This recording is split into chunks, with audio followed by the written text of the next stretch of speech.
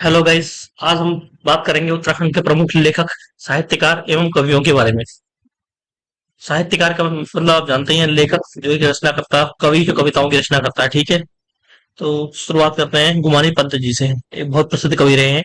तो इन्होंने जो इनकी रचना है, गुमानी नीति की इन्होंने रचना की। ठीक है, एक बहुत बड़ी रचना मानी जाती है। जैसे छोटी रचनाएं होती है, गुमानी नीति बहुत सारी रचनाएं नहीं है, बट एक गुमानी नीति इन्होंने रचना इसकी की है। सेकंड हम बात करेंगे विशंबर दत्त चंदोला जी की। ठीक है, इन्होंने साप्ताहिक गढ़वाल नामक पत्रिका का प्रकाशन किया है। ठीक है, तीसरी हम बात करते हैं मुकुंद राम बड़थवाल जी की। और जैसा कि नाम से ही स्पष्ट है, मुकुंद, तो यहाँ मुकुंद कोश इनकी पहली रचना हो गई। ठीक है, मुकुंद राम बड़थवाल जी की। ऐसे याद करने का तरीका है, शब्दकोश, जातक सूत्रम, ज्योतिषव्यम, ज्योतिष रत्नाकर, ज्योतिष शब्दकोश। अब एक चीज हम गौर करेंगे कि इसमें ज्योतिष शब्द जो है, ज्योतिष रत्नाकर और ज्योतिष शब्दकोश, तो ये दोनों रचनाएं क्या हो गई? ये दोनों रचनाएं हो गई सेम। ठीक है, ये दोनों सेम रचनाएं हो गई। ठीक है, अब हम बात करेंगे तोता कृष्ण गैरोला जी की। इन्होंने रचना की प्रेमी पथिक, तात घनानंद और रचना रंजन की। ठीक है, रचना रंजन, हाँ, प्रेमी पथिक, तात घनानंद और रचना रंजन, तीन रचनाएं हैं। ठीक है, अब हम बात करेंगे भैरव दत्त धूलिया जी की। इन्होंने एक पत्र के संपादन किया, उसका नाम है कर्मभूमि। ठीक है, एक फिर ऐसे ही फेमस हुए इराचंद जोशी जी। इराचंद जोशी जी की रचना है सन्यासी, पर्दे की रानी, प्रेत और छाया, निर्वासित, जहाज का पंछी और जिप्सी। ठीक है, अब छायावाद के प्रमुख रचनाकार आते हैं जिसका नाम बहुत ज्यादा फेमस है, सुमित्रानंद पंत जी। तो इनकी रचना ये बहुत ज्यादा फेमस और एग्जाम के पॉइंट ऑफ व्यू से वैसे तो सारे इंपॉर्टेंट है, हम पढ़ा रहे हैं, लेकिन सुमित्रानंद पंत, इनकी रचना आपको खास रूप से याद रखनी है। तो वीणा, ग्रंथि, रजस्शिखर, सोवर्ण, पल्लव, गुंजन, ज्योत्सना, युगांत, युगवाणी, चिदम्बरा और ग्राम्या। अब युगांत और युगवाणी दोनों एक जैसे हो गए। ठीक है, वीणा ग्रंथि छोटे छोटे दो तीन शब्दों की रचनाएं हो गई है। रजत शिखर, सोमण, पल्लव गुंजन, ज्योत्सना, ठीक है, और ग्राम्य, तो ये रचनाएं हो गई। ठीक है, अब आगे हम बात करेंगे शैलेश मटियानी जी की। तो इन्होंने रचना की बोरीवली से बोरीबंदर तक।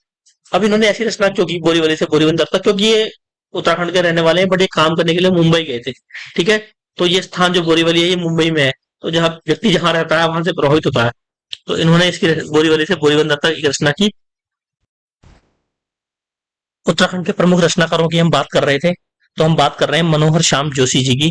इनकी रचनाएं हम लोग, बुनियाद, कक्का जी कहिन, मुंगेरी लाल के हसीन सपने, हमराही, जमीन आसमान, गाथा। और ये धारावाहिक है। ठीक है, ये सारे धारावाहिक हैं। मुंगेरी लाल के हसीन सपने, ये तो आपने प्रमुखता से सुना होगा। तो ये किसकी रचना है? मनोहर श्याम जोशी जी की रचना है। ठीक है, हमराही, जमीन आसमान और गाथा, ये सारे क्या है? धारावाहिक है। इनकी और रचनाएं हैं कुरु कुरु स्वाहा, बातों बातों में, ठीक है, और टाटा प्रोफेसर। ठीक है, यहाँ पर ये मिस्टेक है, तो इसे इग्नोर करेंगे, और इसका नाम है टाटा प्रोफेसर। तो धारावाहिक हो गए हम लोग, बुनियाद, कक्का जी कहिन, मुंगेरी लाल के हसीन सपने, हमराही और जमीन। ठीक है, और रचनाएं आसमान और गाथा, ये भी धारावाहिक है। और रचनाएं हो गई कुरु स्वाहा, बातों बातों में, टाटा प्रोफेसर। ठीक है, तीनों आसान रचनाएं हैं, कुरु स्वाहा, बातों बातों में और टाटा प्रोफेसर। अब हम बात करेंगे गोविंद चातक जी की। इनकी रचना है कीकड़े, काला मुंह, दूर का आकाश, बांसुरी बजती रहे, ये नाटक है सारे। ठीक है, गोविंद चातक जी के। अब हम बात करेंगे हम बलवंत मनराल जी की। मनराल जी की रचना है कैक्टस, बुरांस के फूल, चुनाव, चुकल्लम, उलटफेर। ठीक है, डॉक्टर शिव प्रसाद डबराल जी की रचनाएं हैं श्री उत्तराखंड यात्रा दर्शन और उत्तराखंड का इतिहास।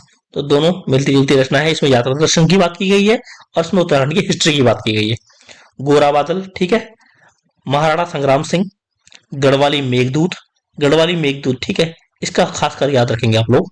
शिव प्रसाद डबराल जी की रचना है गढ़वाली मेघदूत। अतीत अतीत स्मृति, संघर्ष संगीत, इनकी रचनाएं हैं, ये रचना है डॉक्टर शिव प्रसाद डबराल जी की।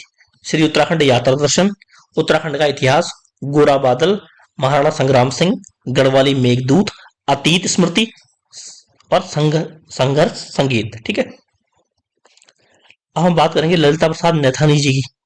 तो इनकी रचनाएं हैं गढ़वाल भावर, तब और अब, गढ़वाल भावर, तब और अब, मालिनी सभ्यता के खंडहर, गढ़वाली चित्रकला शैली। थोड़ी रचनाएं पढ़ने में बड़ी हैं तो याद करने में भी कठिनाई होगी, लेकिन फिर भी जिस प्रकार जिस लेवल का एग्जाम होता है तो फिर इतनी मेहनत तो हमें करनी ही पड़ती है। तो ललिता प्रसाद नैथानी जी की रचना है गढ़वाल भाबर तब और अब, मालिनी सभ्यता के खंडहर, गढ़वाली चित्रकला शैली। तो बात करी हमने मनोहर श्याम जोशी जी की, गोविंद चातक जी की, बलवंत मनराल जी की, डॉक्टर शिव प्रसाद डबराल जी की। और डबराल जी की रचना है गढ़वाली मेघदूत, अतीत स्मृति, संघर्ष संगीत। ठीक है। ललिता प्रसाद नथानी जी की गढ़वाल भाबर तब और अब, मालिनी सभ्यता के खंडहर और गढ़वाल चित्रकला शैली। तो इसमें ये याद रखने वाली बात ये होगी डॉक्टर शिव प्रसाद डबराल जी में कि इसलिए उत्तराखंड यात्रा दर्शन और उत्तराखंड का इतिहास दो रचनाएं इनकी ये हो गई, गोरा बादल, महाराणा संग्राम सिंह, गढ़वाली मेघदूत, अतीत स्मृति और संघर्ष संगीत। ठीक है। बलवंत बनराल जी का भी ऐसे था, बुरांस के फूल, ठीक है, चुनाव चकल्लम, कैक्टस, उलटफेर। सारी रचनाएं हमें याद नहीं रहती, लेकिन फिर भी लिखना जरूरी है, एग्जाम में ऐसे आता है कि कैक्टस की रचना है तो हम लिखेंगे बलवंत बनराल जी की, लेकिन कुछ रचनाएं हमें याद रह जाती है, जैसे बुरांस के फूल तो हम लिखते हैं बलवंत बनराल जी की। ठीक है। तो ये थे उत्तराखंड के प्रमुख साहित्यकार, रचनाकार और कवि। इसमें से जरूर एक आध इंपॉर्टेंट क्वेश्चन जरूर आता है। ठीक है, तो इसे हम याद रखेंगे। Thank you guys.